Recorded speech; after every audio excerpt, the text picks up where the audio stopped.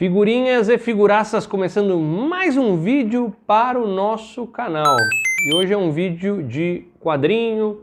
Chegou um negócio, vou me atrever a falar de quadrinho de novo, porque, como eu sempre digo, minha coleção é muito baseada em quadrinhos, em coisas que eu li. E esse aqui é o Demônio. O Demônio hoje está no vídeo aqui comigo, me fazendo companhia.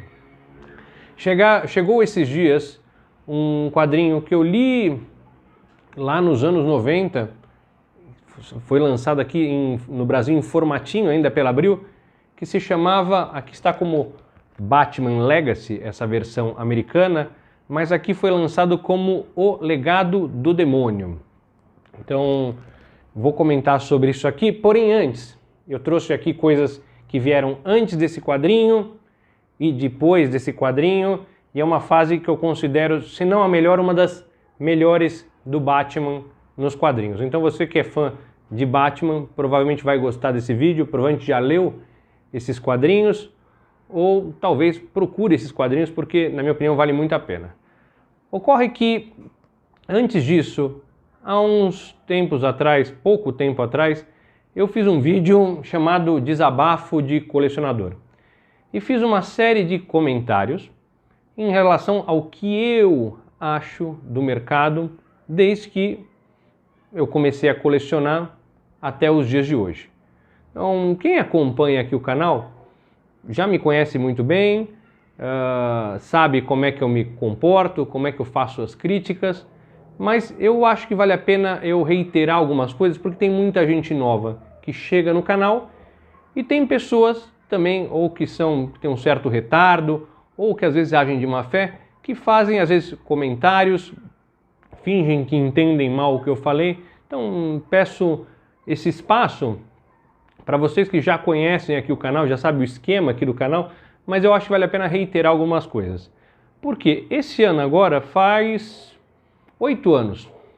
8 anos só de figuraças. Não estou contando Toy Quest, FDA Cast e desde que eu comecei a participar lá do Fórum Figuras de Ação. Então eu posso dizer que eu conheço um pouco desse mercado e conheço muita gente. Talvez eu conheça mais as pessoas ou mais gente do que as pessoas me conhecem. Então, tudo que eu tenho aqui, e tem muita gente que tem coleção luxuosa, coisas grandes e tal, eu não tenho vergonha nenhuma de dizer que eu gosto de boneco, que eu gosto mais de articulado às vezes do que estátua, porque tudo isso aqui tem uma história e eu paguei com o meu esforço, com o meu dinheiro, e quando eu ganhei, eu acho que eu ganhei talvez por merecimento, por carinho, por pessoas que acompanham aqui o canal. Então, especialmente depois do ano passado, na minha idade, eu não tenho mais muita coisa a ganhar ou a perder. Então, eu falo aquilo que eu acho, e quando eu erro, eu peço desculpas, ou quando eu ofendo alguém, ou quando alguém fica chateada comigo, especialmente pessoas que me importam, eu posso até estar com a razão, mas eu lamento. Tento dizer aquilo que eu acho, e lamento, às vezes peço desculpa pela pessoa ficar chateada, mas não pela verdade, pelo que eu considero verdade. Então, quando eu fiz lá no último vídeo, não foi no último, foi no penúltimo, Gatão, você está na frente da câmera. Então, quando eu faço uma crítica como fiz, ou algumas críticas como fiz nesse vídeo que eu estou comentando, eu tento, como sempre, fazer uma crítica da maneira mais respeitosa possível e dentro daquele escopo. Então, muita gente fala assim, mas agora que você está avisando isso, você sempre foi tendencioso, sempre esteve na Concept, esteve com o Tadeu, com isso e aquilo. Para quem acompanha o canal sabe que essas discussões sobre a questão emocional da coleção, psicológica e de mercado, eu faço isso há muito tempo. E por quê? O colecionismo tem muitos significados diferentes para pessoas diferentes. Então você ter a coleção para muitos é uma janela para o passado, é trazer aquele sentimento, tentar trazer aquele sentimento de volta daquilo que a gente viveu, com quem a gente estava. Tem também a questão que eu acho que é sempre adicional, de você de sentimento de pertencimento, você pertencer a um grupo, você acaba fazendo amizades e por aí vai.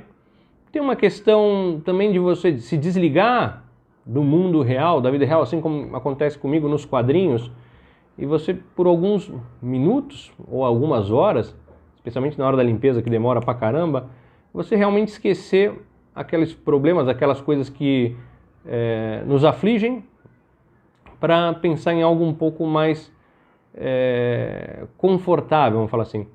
Para muitos também tem uma questão de ego, né, de ter uma coleção enorme, de ter uma coleção bonita, luxuosa, e de ver as pessoas admirando aquilo, e a pessoa transfere aquela admiração à coleção para ela mesma.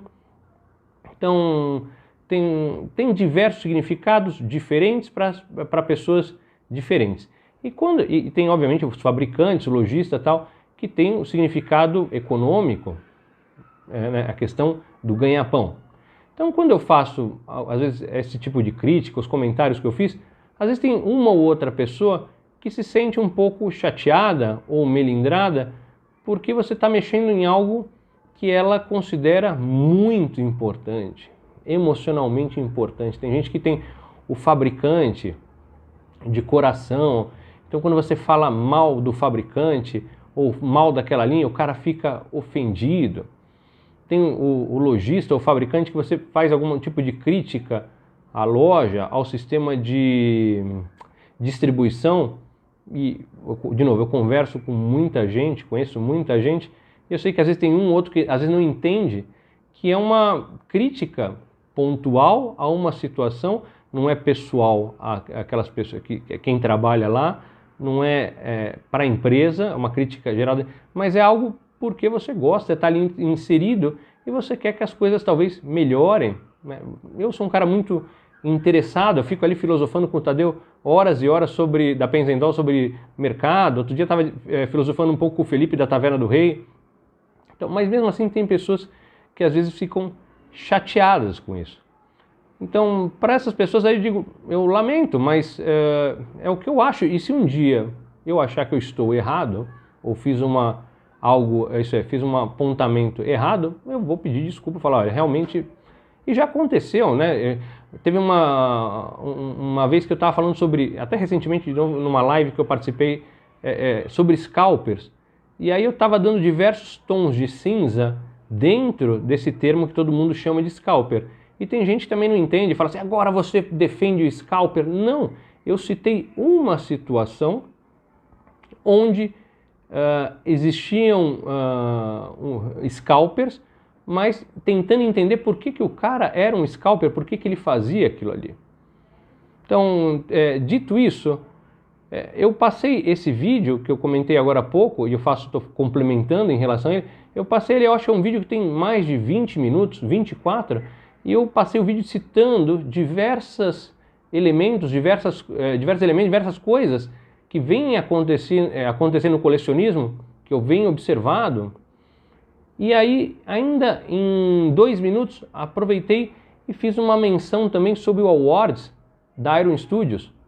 Então, de novo, quem está aqui sabe como é, quem está chegando provavelmente entenda como é que a gente faz a crítica aqui, mas o que eu preciso registrar é que tem gente que é ou tapada, ou é mau caráter, que pega trechos, imagina um trecho de 2 minutos e distorce tudo o que eu falei nos outros 22 minutos. Então, nesse meio, além de todos esses personagens aí, tem um ou outro cidadão, aliás, agora tem uns 10 aí que vão ficar preocupados, que inclusive mostram a sua coleção luxuosa, mas é fruto de dinheiro desviado, inclusive de dinheiro público. E fica ali nos grupos e participa de live.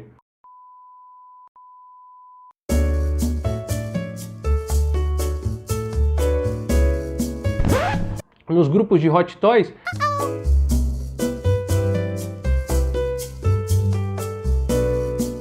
Faz 2 bilhões. Tem uma coleção que não é dele, é nossa, foi a gente que pagou. Fora outros, que tem gente que tem estátua luxuosa, tal, compra em leilões e tal. Então, a gente tem que ter muito cuidado com quem a gente idolatra, as nossas referências aí. E por último, também, faço um vídeo que, de novo, as pessoas podem discordar daquilo que eu falei. Tem muitas pessoas que acompanham o canal aqui há muitos anos que eu vejo, que discordam pontualmente do que eu digo, discordam de muita coisa, mas fazem isso de forma educada, não de forma sorrateira, não com um baita, depois de ter desviado, participado de lives, aí oferecido coisas para sorteio e não ter entregado.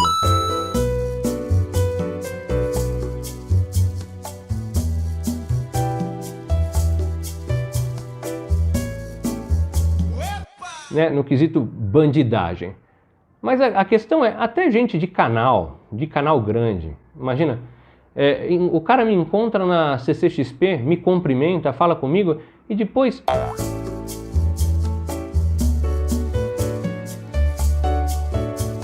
É um bunda mole porque não fala as coisas na frente? Porque você, assim, tirem as crianças agora, no português claro e coloquial, você é um... Então, de novo... Se as pessoas, para aquelas pessoas que se sentem ofendidas com a crítica ou discordam, se for para discordar, e inclusive pode colocar nos comentários, não tem problema algum, de forma educada, ok. Talvez eu não mude a minha opinião e eu não mude a sua opinião, mas o respeito, vamos falar assim, a moral, isso aqui a gente respeita. O que eu não respeito, de novo, não é o cara que discorda, não é o cara que discorda de forma ferrenha, tal, né, que até se exalta. Esse eu não tenho problema. O que me irrita é gente que age de forma ardilosa nos bastidores. E o que me irrita também, me deixa fulo, é o cara que faz discurso, pega um recorte mal feito do que eu falei e sai aí distribuindo, tal, falando como se fosse lá o arauto da bondade. Mas está lá na...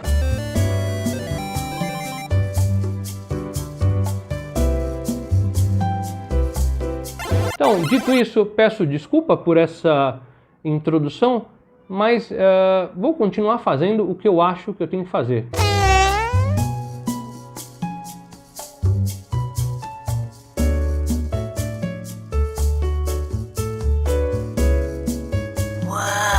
Aqui não é um canal onde eu vou ficar abrindo caixa, um canal de abrir caixa e tirar da caixa as coisas e ficar afirmando o óbvio, que é importante também, porque tem muita gente que antes de comprar gosta de procurar referências detalhadas das coisas, mas eu vou continuar falando o que tenho que falar enquanto tiver o canal aqui.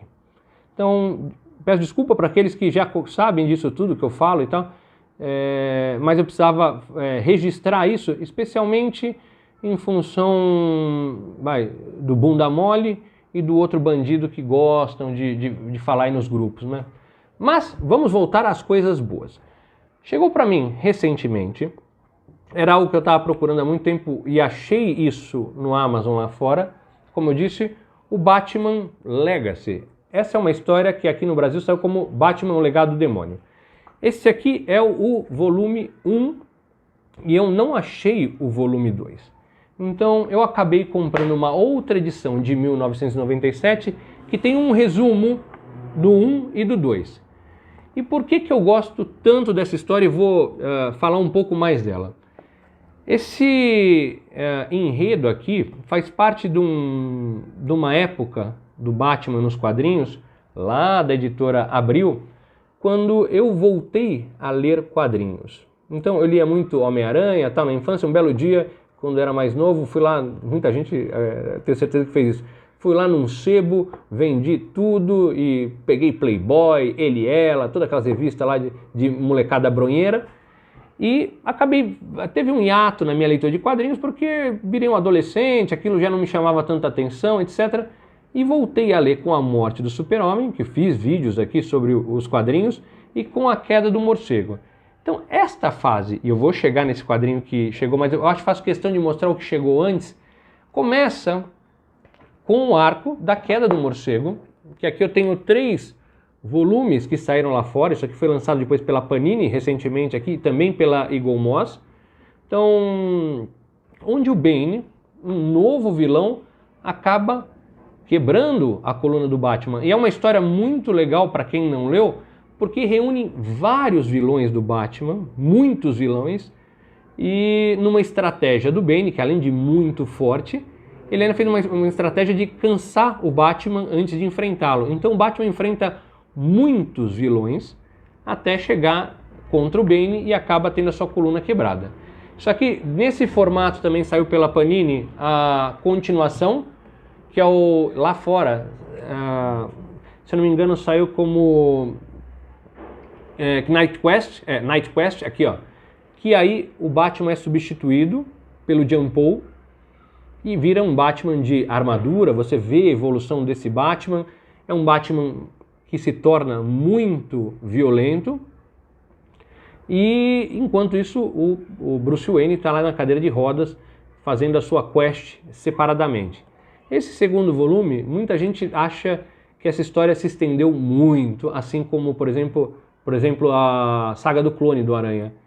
Eu acho que tem boas histórias, tem histórias ruins, mas é uma fase que eu guardo com carinho. Tô ruim hoje com as palavras.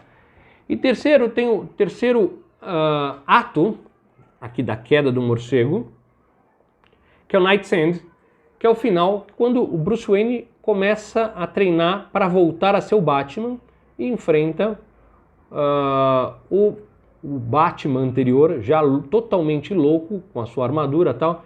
E aqui tem uma continuação onde inclusive o Bruce Wayne não volta totalmente, o Asa Noturna assume o manto do morcego, tem algumas aventuras com o Robin.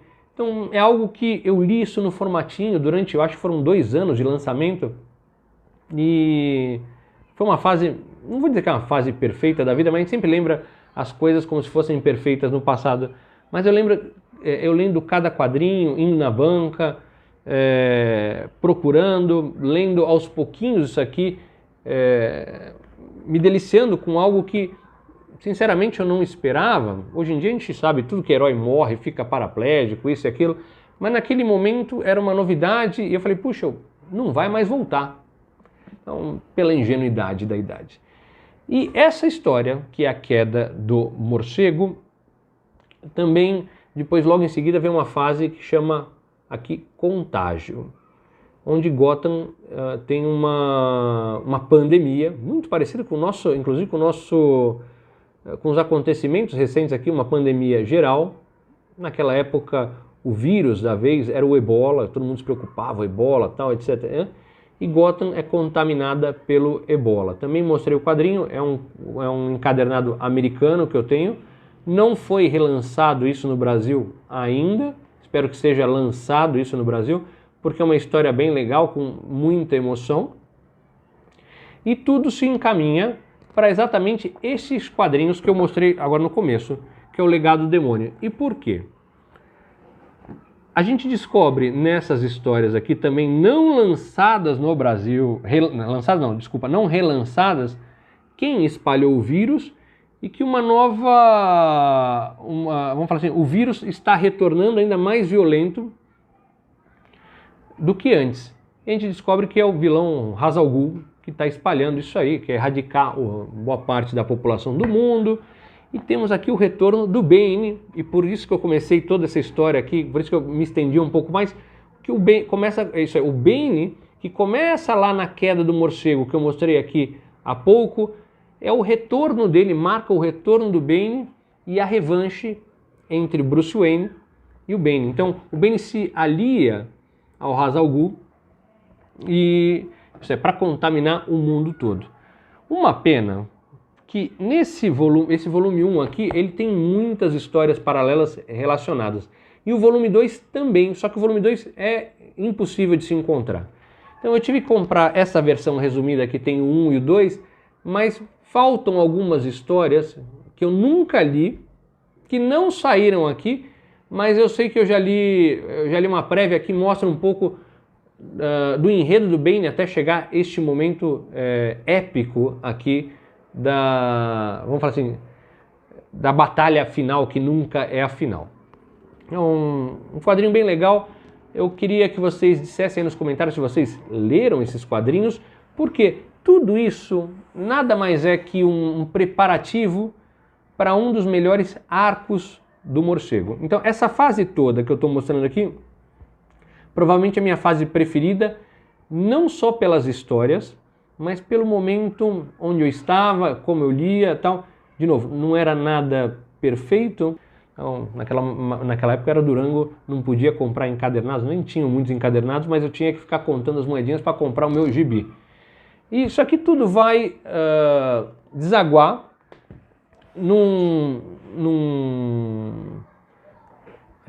arco longo, grande, vamos falar assim, que aqui saiu também, começou no formatinho, chamava Terremoto. Isso aqui foi lançado pela Eagle Moss, chama Cataclismo. Então, logo depois, imagina, a doença, depois, que eles chamam de Declench, depois do retorno, quase o retorno da doença, Robin quase morreu, tal, etc., que em português eles chamam o vírus de esmagador. Depois do esmagador, então Gotham é assolada por um terremoto. E bem legal, porque o terremoto é algo, não é um vilão que o Batman pode socar, é algo natural, vamos falar assim. Então tem muita coisa aqui colocada nessas histórias que fazem a gente refletir sobre a vida, sobre as coisas e tal. Também tem uma participação muito interessante do ventrílogo. O ventrílogo tem um papel importante, eu não sei, muita gente já leu isso aqui, mas tem gente que não leu, vale a pena dar uma lida. E do Cataclismo entramos em Terra de Ninguém, que aí sim é um arco longo. Na época, a Abril começou a formar uma linha, começou a lançar sua linha Premium, que eram encadernados de capa mole maiores. Isso aqui sim, eu li muito. Li, reli, e depois quando saiu pela Eagle Moss, acabei comprando todos. Pela Eagle Moss saíram em 2, 3, 4, 5 partes. Então saíram em 5 partes. E você que não leu isso aqui e é fã do Batman, puxa, eu acho que esse encadernado da Eagle Moss, que foi lançado há algum tempo, hoje eu já não sei se consegue encontrar tão facilmente, é muito, muito legal. Por isso que eu considero essa fase toda que eu mostrei aqui como, se não a melhor, uma das melhores fases do Batman aí nos anos 90, início dos anos 2000. Separei aqui 2 capas, porque de 2 histórias bem marcantes para mim. Nesse encadernado, o Batman tira o capuz pro Jim Gordon, e o Jim Gordon vira de costas e fala para ele: eu não quero saber quem você é. Talvez até saiba, mas se eu quisesse realmente saber, eu já teria corrido atrás disso e tal. O Bruce Wayne, numa situação onde ele quer que o Gordon acredite nele, isso aqui, ele quer reforçar a amizade e o respeito que ele tem pelo Jim Gordon, ele resolve mostrar a identidade e o Gordon não quer ver isso. Achei legal, porque quando ele fala assim, talvez eu até saiba, significa também que talvez naquele Batman no arco ano 1, ele saiba quem é e tal, ou já tenha descoberto, imagina, é um detetive inteligentíssimo, então talvez ele até saiba realmente. E esse aqui, na última parte, no fechamento de Terra de Ninguém, temos novamente Bane, um dos maiores vilões do Batman, e temos aqui uma das melhores histórias do Coringa.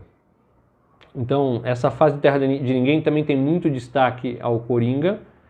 A Arlequina, que é apresentada nos quadrinhos, que antes só estava na animação, é colocada nos quadrinhos.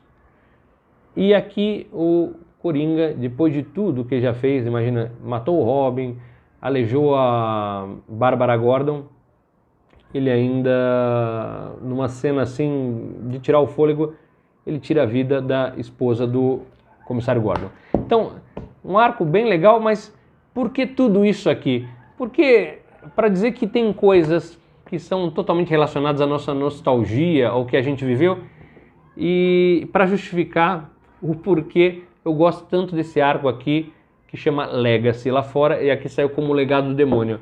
Eu, sinceramente, eu espero que isso seja lançado na saga do Batman, que tem saído, é um sucesso a saga do Batman, pela Panini, porque são histórias, de novo, muito boas, não são nada datadas e eu acho que são melhores até que a grande maioria das histórias lançadas hoje.